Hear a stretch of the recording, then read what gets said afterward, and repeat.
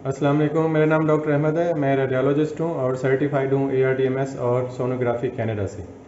मैं आजकल एक सीरीज़ बना रहा हूँ कि आप डिफरेंट कंट्रीज़ में as health care professional specially sonographer कैसे मूव हो सकते हैं।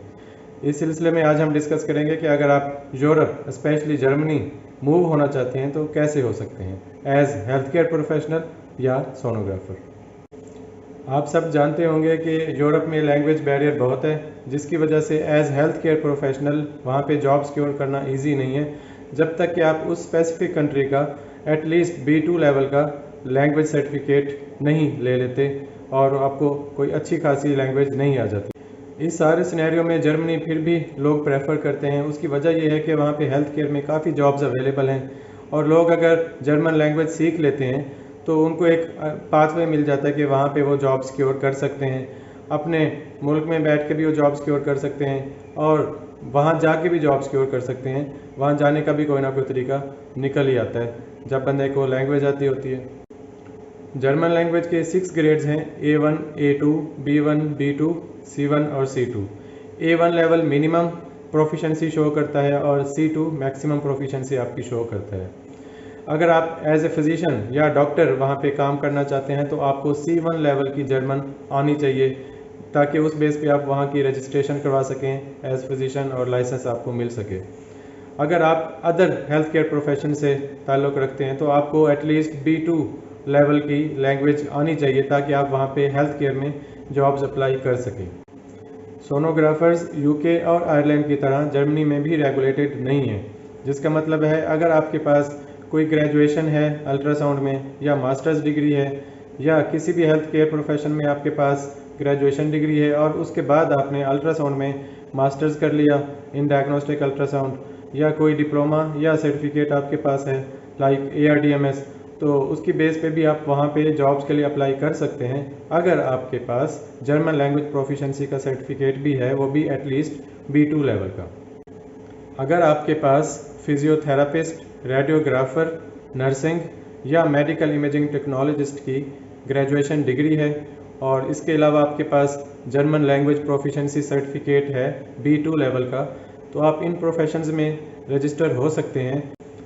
अगर आप ये सारी रिक्वायरमेंट्स पूरी करके इन प्रोफेशंस के बेस पे जर्मनी में रजिस्टर हो जाते हैं तो आपकी मर्ज़ी है, आप इन प्रोफेशन में भी काम कर सकते हैं और एज सोनोग्राफर भी काम कर सकते हैं अगर आपके पास एडिशनली अल्ट्रासाउंड की कोई डिग्री है, डिप्लोमा है या सर्टिफिकेट है लाइक ARDMS या आपने MS इन डायग्नोस्टिक अल्ट्रासाउंड किया हुआ है। तो वो लोग जो कहते हैं पहले हम जर्मनी चले जाएं, उसके बाद वहाँ जाके लैंग्वेज भी सीख लेंगे और जॉब भी सिक्योर कर लेंगे, उनके लिए जर्मनी ने एक वीज़ा निकाला है जिसका नाम है चांसलर कार्ते या अपॉर्चुनिटी कार्ड। इसमें आपकी मेजर रिक्वायरमेंट ये है कि आपके पास ग्रेजुएशन डिग्री होनी चाहिए और अपनी रेलिवेंट फील्ड में 3 साल का एक्सपीरियंस होना चाहिए।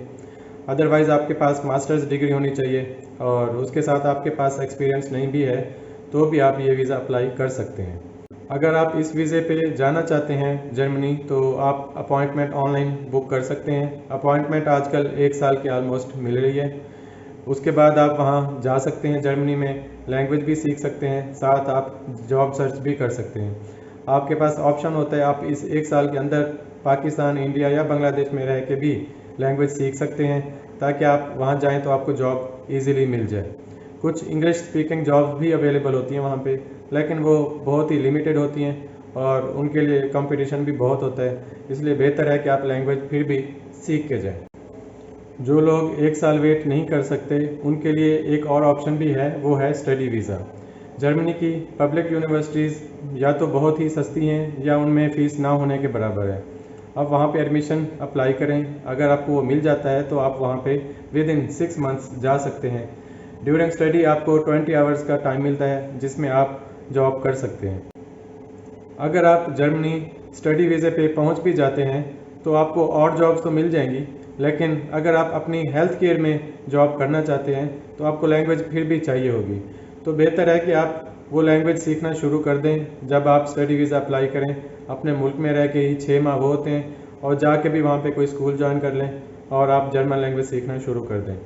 जब आप लैंग्वेज सीख जाएंगे तो हेल्थ केयर में आपको ईजिली जॉब मिल जाएगी। अगर आप radiographer, medical imaging technologist, physiotherapist या नर्स हैं या आपके पास अल्ट्रासाउंड का कोई डिप्लोमा डिग्री सर्टिफिकेट है, या आपने एमएस किया हुआ है डायग्नोस्टिक अल्ट्रासाउंड में, या आपके पास ARDMS या सोनोग्राफी कनाडा का सर्टिफिकेट है, तो काफ़ी चांस है आपको वहाँ पे अपनी फील्ड में जॉब मिल जाएगी, क्योंकि जर्मनी में हेल्थ केयर में डिमांड बहुत ज़्यादा है और लोग बहुत कम जाते हैं वहाँ पे लैंग्वेज बैरियर होने की वजह से। गौथे इंस्टीट्यूट्स काफ़ी सारे मुल्कों में अवेलेबल हैं जो जर्मन लैंग्वेज सिखाती हैं, एग्ज़ाम भी लेती हैं। ये इतनी ऑक्यूपाइड हैं कि आजकल एग्ज़ाम का टाइम नहीं मिल रहा पाकिस्तान में भी। अगर आप जर्मन लैंग्वेज सीखने में कामयाब हो जाते हैं, उसका सर्टिफिकेट ले लेते हैं, तो आप अपने मुल्क में बैठ के भी जॉब सिक्योर कर सकते हैं और वहाँ जाने के उसके अलावा भी मैंने आपको रास्ते बता दिए हैं। उम्मीद है ये वीडियो आपको पसंद आई होगी और काफ़ी इन्फॉर्मेशन मिली होगी। ये वीडियो अपने कोलीग्स के साथ और अदर हेल्थ केयर प्रोफेशनल्स के साथ शेयर करें ताकि उनको भी फ़ायदा हो। Thanks for watching.